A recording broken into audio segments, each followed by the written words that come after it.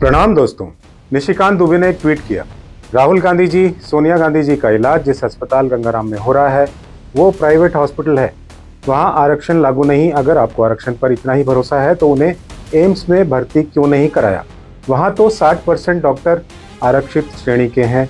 क्या आपने इलाज करने वाले डॉक्टर की जाति पूछी? क्या लगा आपको ये सुन के? हम विश्वगुरु बनना चाहते हैं, हम विकास की बात करते हैं, लेकिन आज के युग की इस दुनिया में कहाँ खड़े हैं? एक महिला अस्पताल में भर्ती है और देश का एक सांसद क्या पूछ रहा है? इलाज कैसा चल रहा है? नहीं। स्वास्थ्य कैसा है? नहीं। डॉक्टर क्या कह रहे हैं? नहीं। वो पूछ रहा है उन्हें उस अस्पताल में क्यों ले गए जहां आरक्षण नहीं है। मतलब अब बीमारी में भी जाति घुसेड़ोगे, अब आईसीयू में भी राजनीति करोगे, अब डॉक्टर को भी नाम से नहीं कास्ट से पहचानोगे। अगर हाँ, तो फिर ये सिर्फ एक घटिया ट्वीट नहीं है, ये बहुत खतरनाक सोच है।